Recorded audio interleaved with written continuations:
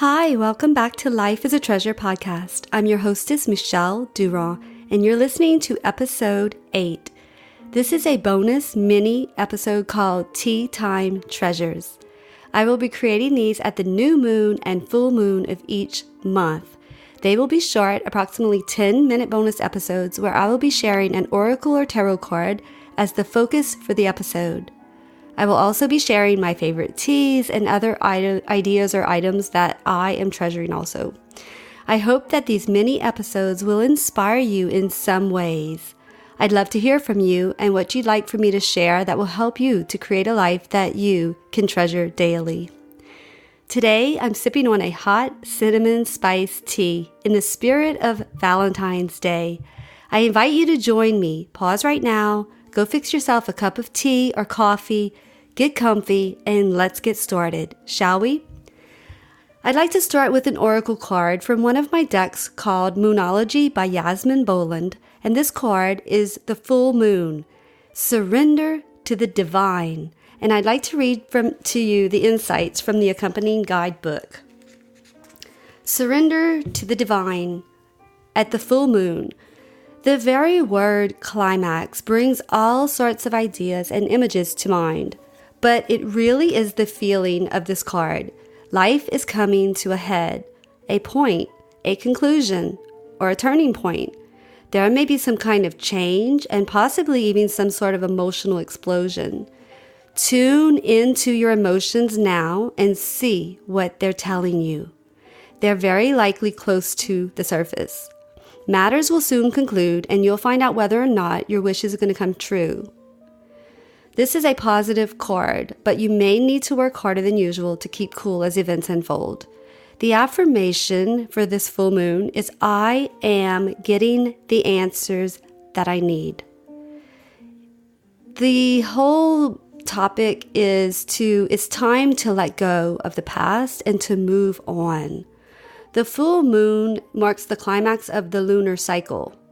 The full moon is often the time when answers are given to questions asked during the new moon. So, with that, this episode is being created as the full moon approaches on February 9, 2020, which is a Sunday. And a full moon represents the end of an opportune time to release and purge the things in our lives that no longer serve us, relinquishing suffering involved from hurtful relationships, and releasing physical and emotional pains. The light of that full moon illuminates things that are interfering with our personal and our spiritual advancements. But once we can allow the light of this full moon into those dark areas, we begin to see the ways or the things that are blocking or holding us back. And that makes it easier to let them go, to surrender. It's a great time to release in order to move on.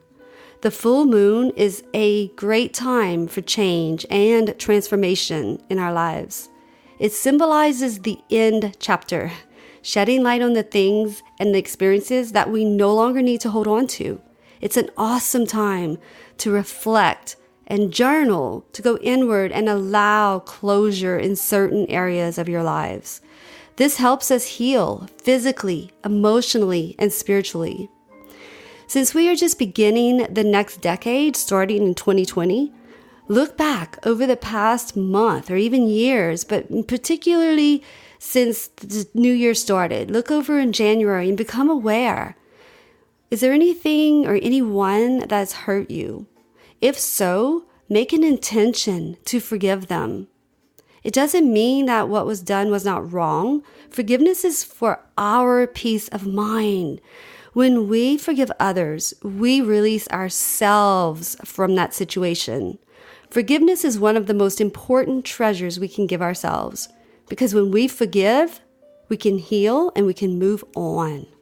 Then replace the resentment that we were holding on to with gratitude. Focus on what we're grateful for. A gratitude journal is a great tool to implement for this practice. I'd like to share with you a personal journal entry that I wrote regarding my past abortion experience. To my son, Joshua David, in honor of all the other aborted babies, today is the day that changed my life forever. I had an abortion thinking it would be for the better. I couldn't imagine my life with a baby. And today, I can't imagine my life without you. However, I don't have a choice like I did back then. I wish I knew then what I know now. I wouldn't have convinced myself to go through with it. But I can't change that. And I can't get you back, my child. I cried and I pleaded and I begged for the pain to go away, for my heart to heal and the wound to seal. My heart feels like it's been ripped in two. One side stayed inside of me and one side left with you. I wonder if you were a boy or girl. I wonder if you can see me now, longing to go back to that day and walk away from the clinic. Instead, I realize that I need to move on. It's been years and I've cried so many tears that I'm surprised that I have any left. What I've realized is that those tears are cleansing, and there are always more from where they came from. Inside my heart, right near where you were and will always be. I know that you have forgiven me because you are pure love. I know that your love is unconditional, and I know that you love me. So I choose to honor you on this special day by forgiving myself. I choose to accept my own forgiveness, and I choose to release the past. And I choose to forever treasure you in my heart and in my life.